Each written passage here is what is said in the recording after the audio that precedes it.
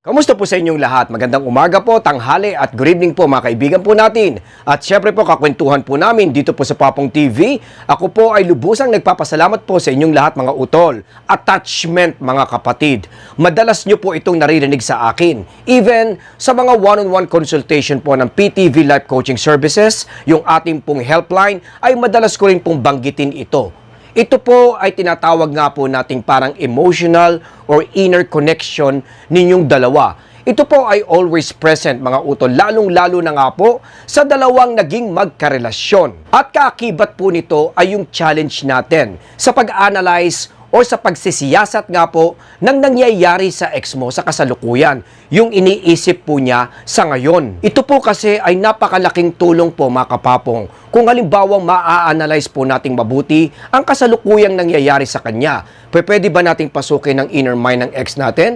Sa totoo lang po, hindi. Pero pwede po tayong maging knowledgeable sa mga attachment styles, connection or emotional ways nga po na nangyayari sa ex mo sa ngayon. At mga nais po tayong makapanayam, makausap po sa isang one-on-one coaching. Yung ating Papong TV helpline ay dito nyo rin po ako pwedeng puntahan. Attachment nga po mga kapatid, styles, ways, mga nangyayari differently nga po sa ex natin. In years of experience po as a relationship mentor, recovery coach, dating expert, naiintindihan ko pong mabuti na sometimes kung ikaw nga po ay may gustong pasagutin o gustong pabalikin, ito po ay hindi makukuha sa basta-basta lang, arangkada lang ng arangkada.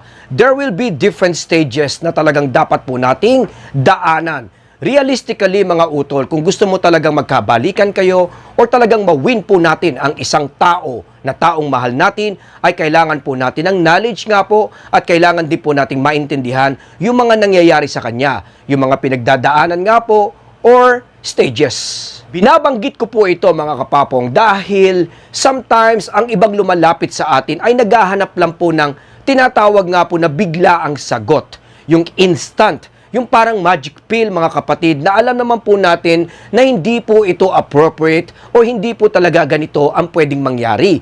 Stages mga kapatid na kung hindi mo nga maiintindihan one by one or halimbawa nga pong bawat baitang at bawat level ay hindi po tayo makakarating doon sa tinatawag nga po na success. Na alam naman po natin na lahat po tayo ay iba-iba po ang situation. Iba-iba po ang ex natin at syempre yung mga dumpers natin may kanya-kanya din pong estilo at pag-uugali. Pero babanggitin ko po yung pinaka-general at most common attachment styles na talaga naman pong very natural indeed na nangyayari nga po sa mga ex natin. Number one po dyan ay yung tinatawag nga po nating secure mga kapatid. Secure or security attachment style po ng isang ex natin ay yung sinasabi nga nating halos parang nakikipagkaibigan, dumidikit. He or she will tackle the breakup in the most healthiest way, convenient way, reliable way na pwede po niyang magawa sa atin. Kaya nga po napapansin mo ang ibang ex mga utol ay talagang hindi po inaalis yung positive connection. Napakabait at kumbaga lagi pa rin pong nandyan to support you kahit nga po kayo po ay break up. Ito po ay binabanggit natin mga kapatid dahil madalas ay nami-misinterpret natin ito. Akala natin gusto nang bumalik ng ex mo pero baka nga po mamaya ito lang po ay isang attachment style. Ito rin po mga kapapong, yung tinatawag na pinaka-blessing at pinaka-maganda or pinaka-convenient styles na pwede nating makita sa ex natin. Dahil ito po ay halos walang hatred, walang hate, walang negativity. Nakikipagkaibigan at nandyan pa rin po ang ex mo which makes your emotion a little bit comfortable. Akala kasi natin, okay, kadikit pa rin natin siya at secured pa rin po ang lahat. Pero lagi ko nga pong sinasabi na ang ex mo ay hindi nasa magandang posisyon kahit ito po ay nagaganap. Siya, might be na siya pa rin are trying to let you go or moving forward. At dahil nga po sa tinatawag na attachment style number 1, which is security, ay ginagawa po niya ito para maging mas mabilis at madali po ang kanyang pag-move on or break up ninyong dalawa. But it doesn't mean mga kapatid na dapat po tayong mag-celebrate or dapat tayong matuwa kung ito po ay ginagawa ng ex mo ngayon.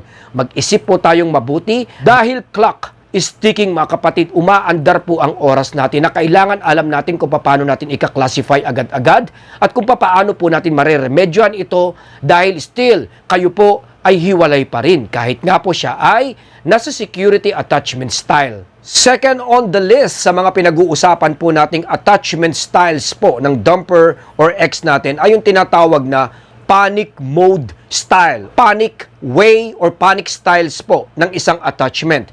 Ito po ay, kumbaga, related din po sa number 1, pero ito po ay medyo sobra mga kapatid. Yung talaga namang nakakapit pa rin sa atin at talagang parang ayaw tayong pakawalan. Ayaw kang i-let go at talagang halos oras-oras everyday ay minomonitor pa rin po tayo ng ex natin. Madalas, nami-misinterpret nga natin itong dalawang ito, lalong-lalo na po itong number 2, yung ating panic styles. At ang pakiramdam natin, hindi kaya ng ex mo na mawala ka. Most probably, tama po yun. Pero tandaan po natin na ang breakup ay na-implement.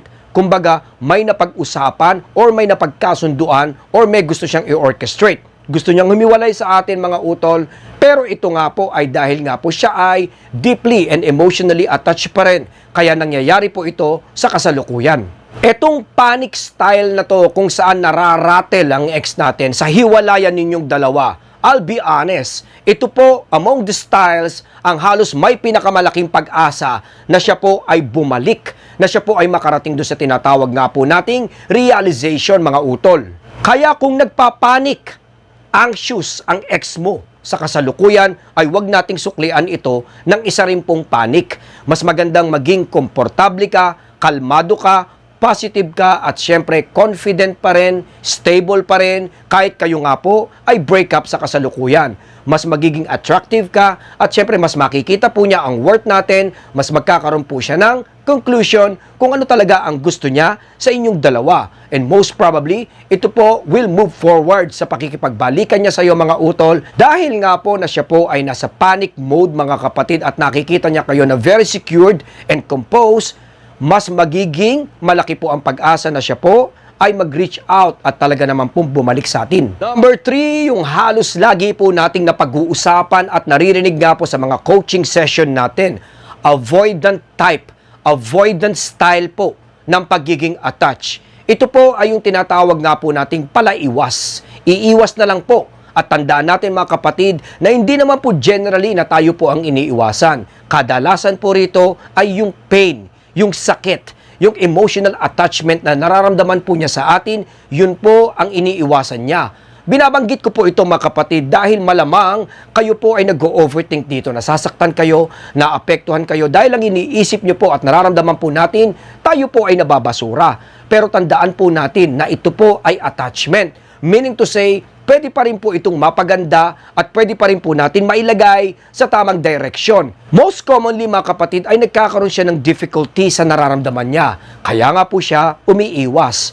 Kasama na po dyan mga kapatid yung minsan tayo po ay binablock, tayo po ina-unfriend at talaga naman pong kahit dalawin mo o tawagan mo ay hindi ka e-entertainin. Just allow him or her na ma-process po ito sa kanya mga utol dahil meron lang po siyang negativity like pain nga po na nararamdaman. Sooner or later mga kapatid, pagka pinrovide mo na po yung space, babalik din po sa dati at makikita rin po niya ang inyong halaga. Pang-apat po mga kapatid ay tinatawag nating yung pinaka-alarming style nga po ng isang attachment. At ito po ay naihahambing dun sa panic kanina. Pero mas matindi ng konti mga utol. Ito po yung tinatawag nga po natin na fearful style or fearful way nga po ng attachment ng ex mo. Ito ay naituturing din natin isa sa pinaka-common mga kapatid. Napapansin niyo po ba yung parang ang gulo ng isip, confused? Yung sinasabi nga natin na parang hot and cold character ng ex natin mga utol. Ito po ay medyo maididikit po natin dito po sa style na to. Kahit po nakakatakot at talaga naman pong nakakahina ng loob ang style na to mga utol, isa rin po ito sa mga styles na masasabi natin na may high percentage na bumalik ang ex mo. Kung siya nga po ay parang urong-sulong, magulo, may takot na nakikita na para bang ang pakiramdam niya nung ikaw ay nawala ay parang hindi na siya secured mga utol. Hayaan lang po natin siya, ibigay lang po natin sa kanya ang kanyang kahilingan at ipakita nyo lang po na kayo po ay may enough understanding para ma-handle po ang situation na to. Dahil alam naman po natin in just a span of time mga kapatid ay mari-realize din po niya ang nawala sa kanya. Magandang alamin at pag-aralan po natin ang 4 na estilong ito mga utol. Pero I would say na hindi po tayo dapat magpanik, matakot, or even nga po ang pakiramdam ay parang unsecured tayo at hindi natin alam i-handle. Siyempre po yung number 1 wherein ipapakita mo na ikaw ay okay dealing with the problems in the breakup in a healthy way, in the most convenient way mga utol, most reliable pa rin, yan pa rin po ang pinakadapat nating ipakita sa kanya. Sabi nga nila, i-mirror mo lang kung ano ang ex mo. Pero kung siya po ay nagpapanik, mga kapatid, ay kailangan po yung opposite nito ang ipakita mo. Kung halimbawa naman pong, ang pakiramdam niya ay parang kalmadong-kalmado siya na para bang nagre-relax na lang at para bang okay na okay sa kanya. Yung breakup mga utol, ito po ay gayahin natin. Or sabihin nga po natin, i-extend pa natin sa kanya. Kung siya nga po ay detached, lagi ko nga po sinasabi na double detach ang dapat mong iparamdam sa ex mo in the most confident and positive way pa rin mga kapatid. Iwasan din po natin na mag-trigger yung negativity sa inyong dalawa. Ang iba kasi dyan ay talagang nangaasar pa mga kapatid or talaga namang gumaganti sa mga ex natin. Sa mga oras na to mga utol, it's better na wag po muna natin gawin at mag-focus muna po tayo sa sarili nga po natin. Hanggang dito na lang po muna si Papong TV. I hope na nakatulong po tayo dyan.